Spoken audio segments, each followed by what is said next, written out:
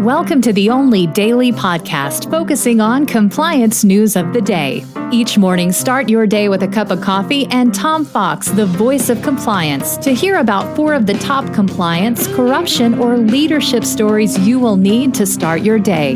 The Daily Compliance News is a production of the Compliance Podcast Network. First, a word from our sponsor.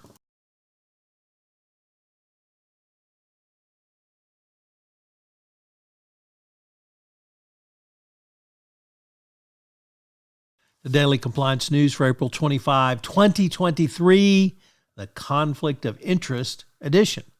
And we have 2 stories about conflicts of interest. The first comes from Bloomberg, where it reports that the billionaire Harlan Crow, who has been literally feeding millions of dollars of gifts, travel, and entertainment and purchases to Supreme Court Justice Clarence Thomas, turns out he had cases before the Supreme Court, at least one.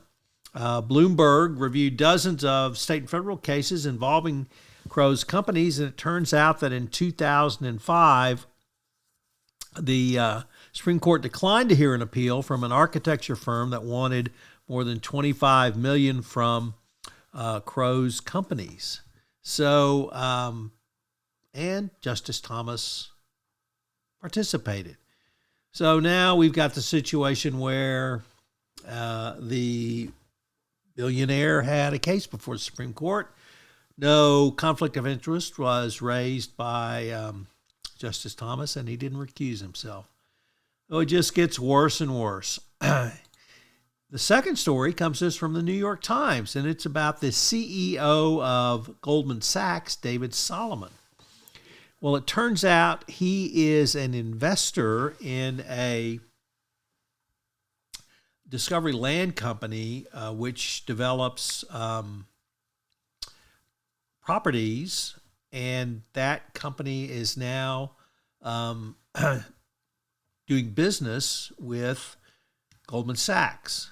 So many, of course, corporate chief executives sit on other companies' boards, but usually such external commitments are less common in the banking industry, regulated industry. So the relationship raises questions about the potential for conflicts of interest and distractions from running Goldman Sachs. So you have to wonder about some of these.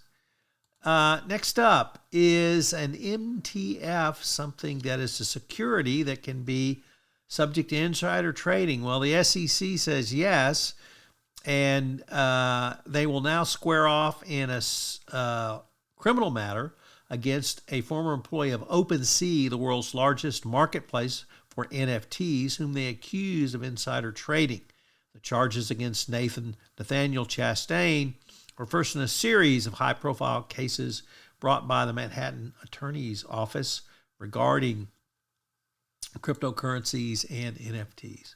And our final story asks, is there now a threshold, or what is the threshold for bullying? Well, the answer is, doesn't look like there is one anymore.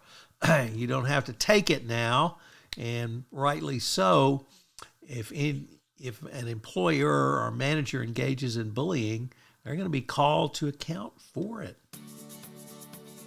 The Daily Compliance News is a production of the Compliance Podcast Network and a proud member of C-Suite Radio. Thanks so much for listening. I hope you'll join me again tomorrow.